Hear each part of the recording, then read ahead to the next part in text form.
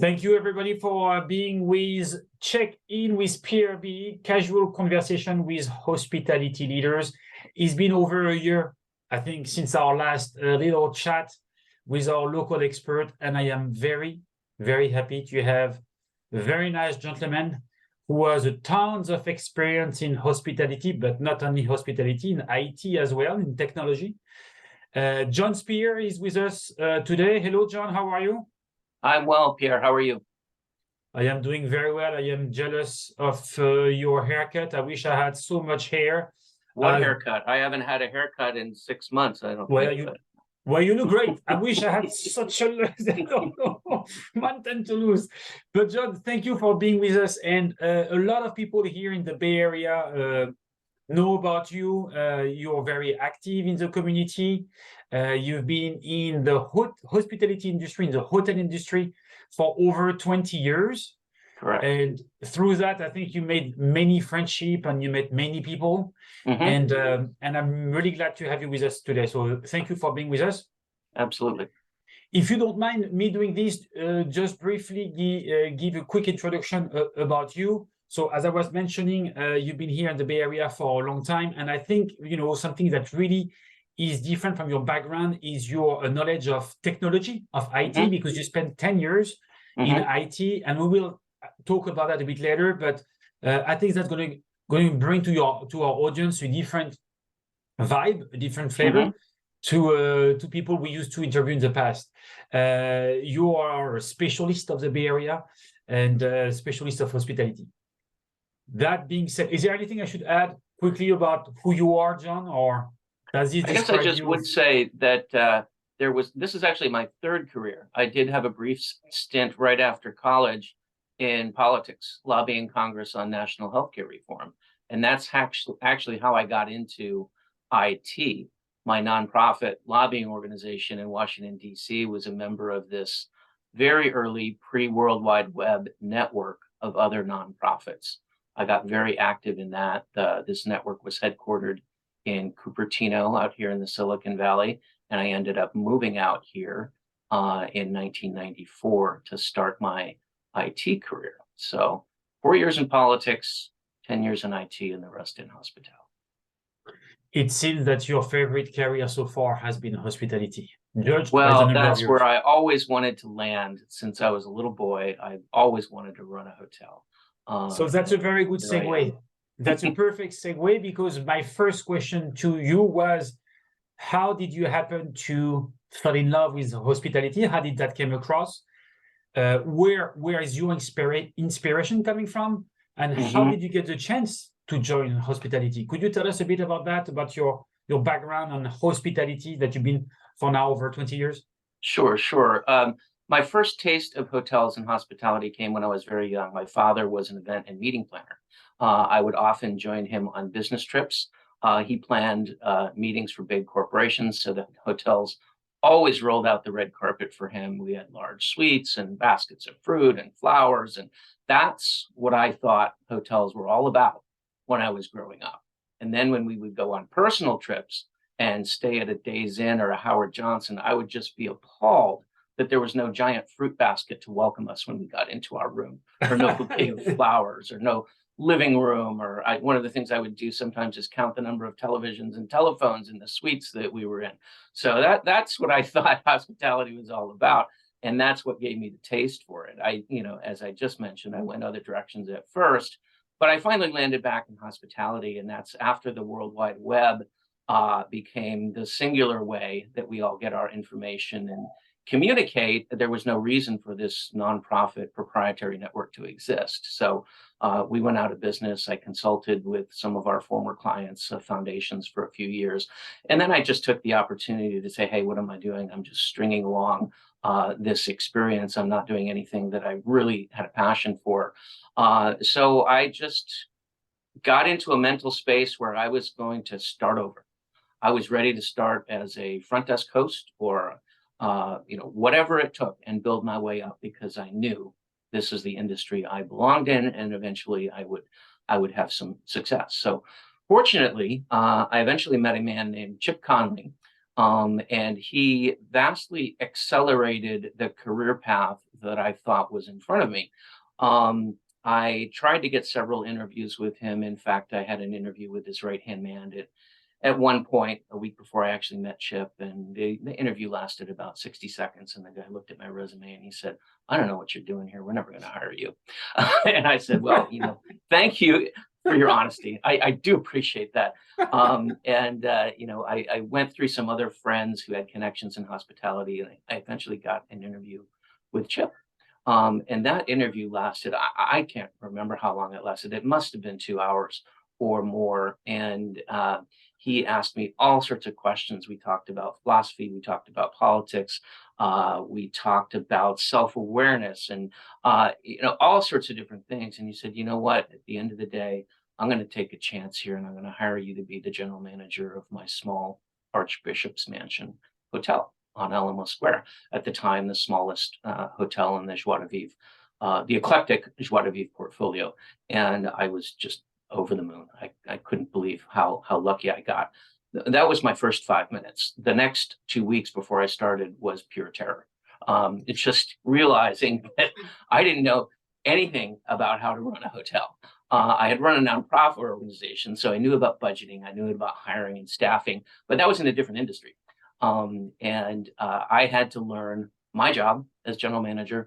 At the same time, I had to learn the housekeeper job, the front desk job, the bellman job, the cook job, maintenance engineer job. I was learning it all at once in order to be, an effective leader for this small team at the Archbishop's Mansion. So that was my start in hospitality, and I went on to manage a few hotels for Chip after that. And John, what a start! I mean, this is fairly unusual to start a career, and I think in any career in any industry, and to be I was thrown as a incredibly GM. lucky. Yeah. Yeah. Well, you were looking for the chance as well.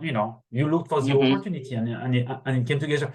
Could you tell me a bit about JDV and what it was at the time that you joined, and what, for people who don't know JDV who probably have heard the name in the past, what was JDV?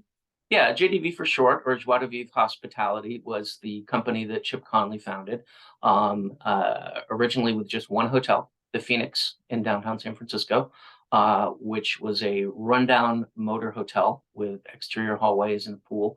And he turned it into the rock and roll hotel. So if a band was performing in San Francisco, they would, pull up their huge bus or two buses or whatever it was, and they would all party at the Phoenix. And that was his start in hospitality. He went on to, I mentioned before, gain management of an eclectic collection of hotels, a very eclectic collection, because the Archbishop's Mansion was the arch opposite of the Phoenix. It was a high-end, elegant B&B with a very different clientele. And there were all sorts of hotels in the middle there, the Galleria Park, the Rex, the Maxwell, lots of hotels down in the Silicon Valley, the Wild Palms, the Avante, et cetera, et cetera. Hotels came in and they came out. And then I ended up, as I mentioned before, managing several other hotels for Chip. The White Swan, the Petite Auberge, the Laurel Inn, and the Hotel Driscoll was a Joie de Vivre hospitality hotel back in 2010 when I landed here. And that marked a turning point for Joie de Vivre, or JDV. It went on to be bought out by John Pritzker, who was part of the Hyatt family with Hyatt Hotels money. That merged into Thompson Hotels, and then there was Commune, and now JDV, just the letters JDV, is a brand of Hyatt. So my former hotel, the Laurel Inn, you can log on to Hyatt.com these days and go ahead and book a room at the Laurel. So that's where Joie de Vivre stands today, and a little bit about its rather complicated history over the past 20 years. What was to you so special about JDV when you joined JDV, the JDV family, the JDV portfolio? I do have a sense of it as, being on the vendor side, but what was it to work for JDV?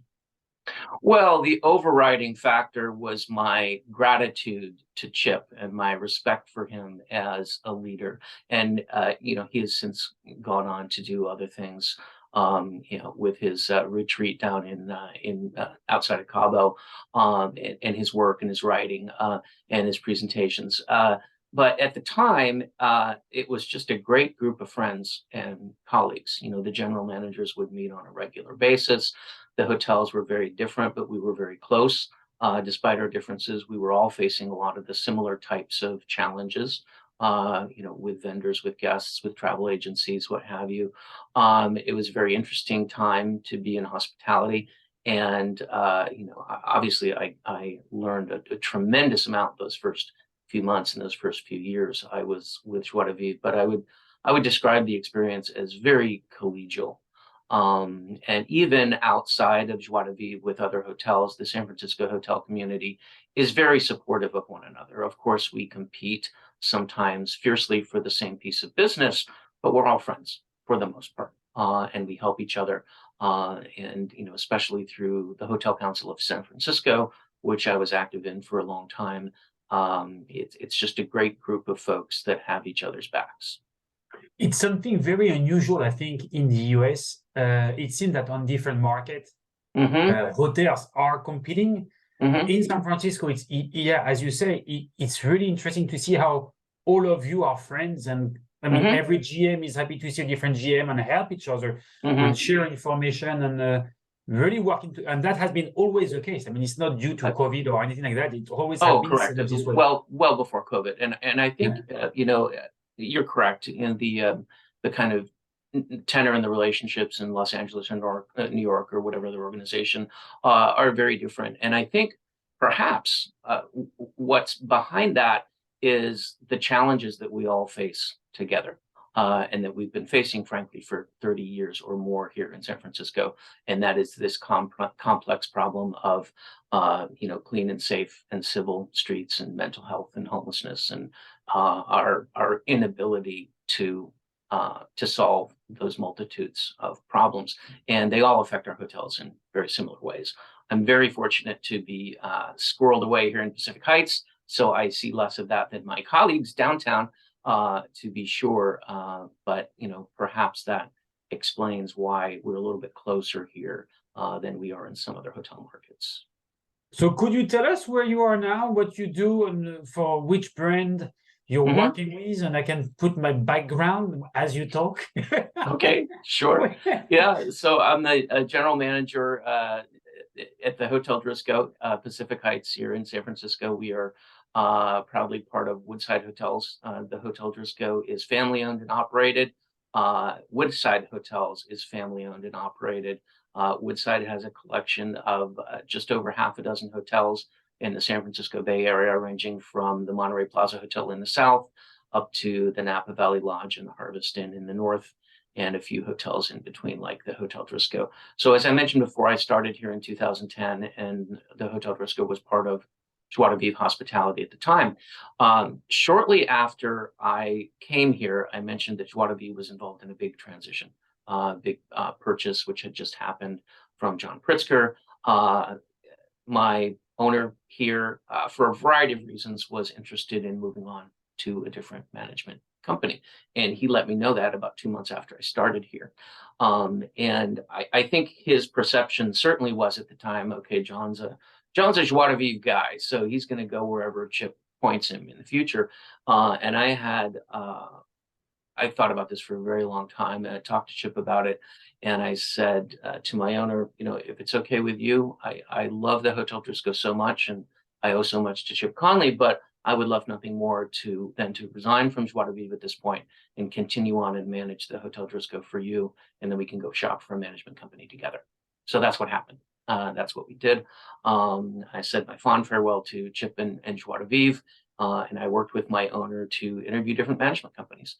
So I was interviewing my future boss in many ways, and Woodside came along, and it was a slam dunk. Very similar philosophies of hospitality, small family-owned Bay Area-based companies. It was a perfect match in terms of our philosophy of hospitality and the way we like to run businesses. And that's been the case ever since, up to the present day. So that started in 2011 when we signed our first management contract with Woodside Hotels. and it's remained remarkably consistent and very supportive atmosphere over the years. We have, being smaller, we have an even closer knit band of folks. The small number of 7 GMs that we have, plus the management team at Woodside, who also, of course, meet regularly and work through issues together. So that's also been a wonderful experience. Well, I was going to ask you if there were some similarities between GDV and Woodside, but you just mentioned it, because that's Yes. I mean, that's really Woodside hotels have a really special feel. Your property in San Francisco is very unique. If you haven't had a chance to check on Hotel Driscoll, where you should, the location, the product, you guys went through renovation not too long ago. Your product is fantastic. I had a customer asking me about your hotels this week again. You're doing very well on Expedia. To mention Expedia, I think you're on the very, very, very top of it. And there is a reason for that, right? Because your product is very unique, and the philosophy of Woodside Hotels is really unique on the marketplace. And all your properties really have something special. I mean, you all have if it's in Bodega Bay, if it's in Napa, if it's in the southern part of North Carolina, everything is really Woodside hotel style, and the management is as well, right? Absolutely. Yeah. No, very similar philosophies of hospitality. Differences in terms of a sense of place, for sure. When you're up at Bodega Bay, you're in Bodega Bay and nowhere else. Same with San Francisco. You're in a very high-end neighborhood in San Francisco. When you stay at the Hotel Driscoll Monterey Plaza, you hear the waves crashing. So yes, very, very similar ways of operating in unique spaces across the Bay Area. Since you have a background in politics and technology, my question is going to be technology oriented, but I have a little bit of an experience for just 1 year, but enough to get a sense of technology. What do you think of technology and hospitality? Do you think hospitality has, is working very well together with technology, or there is still some way? No, it's not. Okay. Right. We have yet to see the golden age and the golden merger of technology and hospitality. It's really, for at least 10 years, it's been the Wild West out there in terms of the number of different vendors doing different things that you have to evaluate, that you have to pay for, that you have to train on. And they come and go in terms of just the dozens and dozens of different systems that you have. I've worked with 3 different property management systems, the PMS. I've worked with 4 different revenue management systems. I've worked with countless other different systems over the years that have come and gone, whether it's a little texting app or the company that builds your website, which is different than the company that manages your website, which is different than the company that takes your reservations, and all the different interfaces. For the small operator, which I am, we had 48 rooms a number of years ago. We've done some renovations. We're now down to 43 rooms. So the Hotel Driscoll is really very small. But for a small operator who doesn't have either a background in tech or an IT department or an IT person to lean on, it's a frightening array of choices that the small operator has to make. I'm about to go this weekend over to Walnut Creek to the CABI conference. CABI is the California Association of Boutique and Breakfast Inns. So it's the small operators all over the state. And I go to this conference every year. I've been very active in CABI for over 20 years now. And, I get this all the time. I see the sense of fear on people's faces when they go to, these presentations on what property management system or what revenue management system you should be using. So there's a big need there. And that's for the small operators. For the big operators, it's even more complex. I mean, they have more people to lean on in IT, whether it's an internal IT department or an IT department in the management company that they're associated with. But it's still, there are very few great products out there that I would really hold up and say, this is something that you should definitely work with. It's designed so well. It meets every need. It's affordable. It's easy to train on. I can count on one hand the number of vendors that I would say that about. The biggest gorilla in the room for IT for any kind of operator is the property management system. Opera is a big property management system. We transferred from AutoClerk, which is a very small kind of DOS-based operating system that was very in vogue with smaller operators 20 years ago, to Opera, which is very big. It's, it's designed to operate a Vegas casino hotel or something else with a couple thousand rooms. It was way too big for the Hotel Driscoll, way too complex, and had a lot of features that we didn't need. So we ended up transferring to Infor, which has its own complexities. I'm still looking for the perfect property management system for a lot of other perfect systems out there. So that's a long-winded way of answering your question, Pierre. It's a very complex landscape, and we're nowhere near getting the tools that we really need. So we have to do the best we can. So there are a lot of opportunities for people who want to try to simplify technology for hotels, right? You Absolutely. See so many different actors. Yep. You got to connect the programmers and the visionaries and the venture capitalists, and they all have to come together and build a better mousetrap for hotels. That opportunity exists. Yes. If someone was looking for an idea, here you go. Yeah. I'll put up the money. I'll put up lots of money for the perfect system. You need to make sure that John is part of it, though.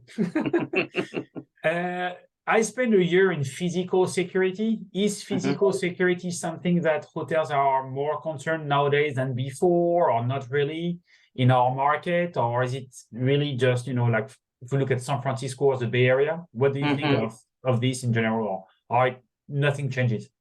It's hard to say. I think it remains a concern, certainly here in San Francisco. It's not so much the physical threat to a guest or to a staff member, although that does exist. It's kind of the disgust and the inconvenience and the need to spend on both systems and people in order to make sure your guests and your staff remain safe. More the case in San Francisco, but there are other cities which have very similar problems. Seattle is another one of them. There are other cities across the world which have to deal with even greater security threats.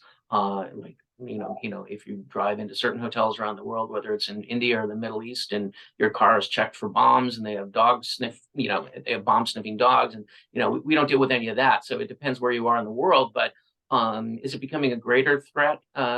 Maybe a little bit. Yes. Okay.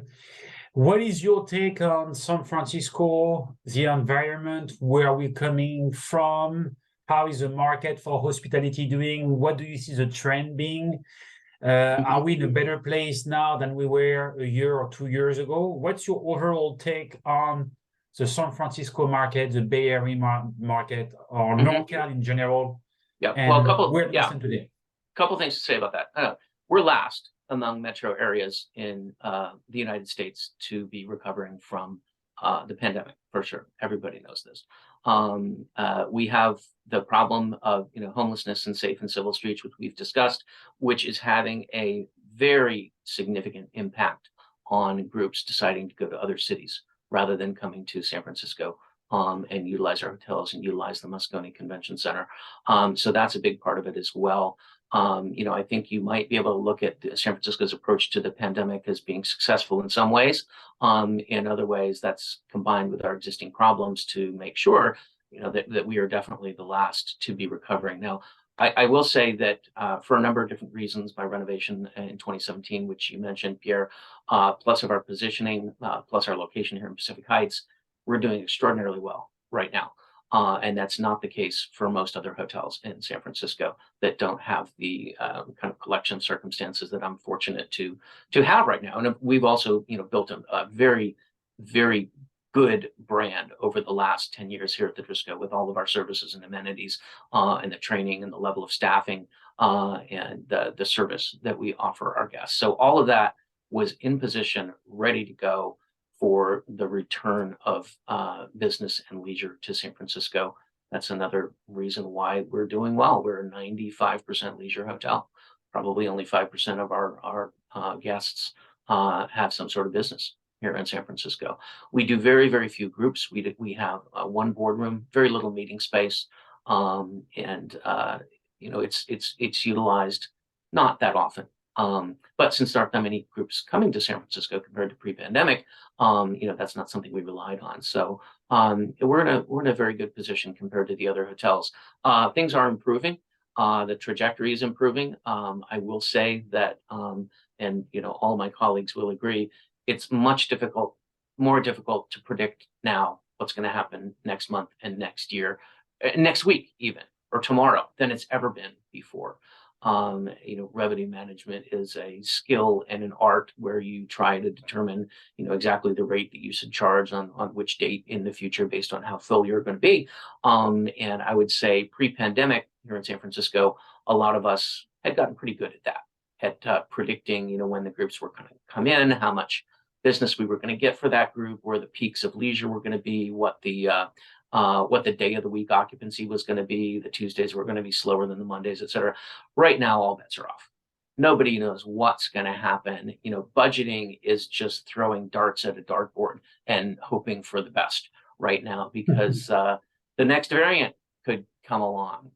Maybe there's a nuclear war in Ukraine. I mean, there's always uncertainty in the world, of course, but I think there's a bit more now than we've ever seen before. And all of that uncertainty is very bad for budgeting and forecasting. So if you're asking me to predict the future, which you kind of intimated, I'm not, I don't think anyone is going to be able to predict the future of what happens. All I can say is today, looking at my books, okay, we're doing pretty well. Looking at San Francisco, we're on the upswing. What's going to happen tomorrow? I can't say. Yeah. What I hear a lot from different associations here locally, from the Hotel Council or from the California Hotel Lodging Association, they tend to say that San Francisco will come back maybe by 2015. 2025 to the level of where they were in 2019. Yes. That seems to be the overall feel. I would say that is, it's hopeful. It's not overly hopeful. It's certainly something that's possible. I will say that whether it's 25 or 26 or 27, San Francisco will come back. I mean, this is a city with amazing bones and just amazing reasons to be here for both business and pleasure. So while the immediate future might look a little bit bleak, for sure San Francisco is going to return with a vengeance at some point in the 2020s. I'll say that much. I love that, John. We're going to come back even stronger. That's true. Absolutely. Oh, of course. Yeah. It's a matter of undoubtedly. Time. And you know what? It's going to start on Sunday by a win from the 49ers. That would be a nice start. Yeah. That would be a nice start. So, thank you, John. I wanted to thank you for your time, for all your information. We're getting close to the half hour. I don't want our audience to leave us. Is there anything you would like to add that you haven't had the chance to share with the group today that you wanted to point out? No, I think that's it. I would, encourage anybody to reach out to me if you have any further questions. I love to be involved in the community. You mentioned the California Hotel and Lodging Association. I'll be meeting with them again soon. I'm very active in, the politics in me likes CH and LA and the lobbying and the politics involved there. So, I would just say to anybody that might be watching, if you're not in San Francisco, come to San Francisco. Even better, come to the Hotel Driscoll. You won't regret it. That'll be my final wish. This sounds like a marketing nice little thing here. I don't do a lot of marketing, but hey, 20 seconds out of 30 minutes, I think I can do a little more. Yeah, you can do that. Yes, that's absolutely something that you should do, that I will do as well. So thank you, John. This will be available on YouTube. We have a YouTube channel, so I'm going to post this in the days to come. Yes, so if you have any questions, you can reach out to John, but you can reach out to me as well. I'd be happy to put you in touch. And see you probably, this is a monthly event. So in a month from now, we will have our new check-in. But Mr. John Spear, thank you very much again for your time. I appreciate it. We'll see you very soon, and come on travel in San Francisco. But on top of it, if you want to make it like the cherry on the pop or everything, you need to stay at the Hotel Driscoll, because this is a fantastic, unique property. You need to check it out, okay, if you haven't done so already. Very good. Thank you, Pierre. Thank you, Bye-bye, John. everyone. Have a good weekend. Let's go You too. Niners. Yes, go Niners. Take care. Bye-bye. Bye.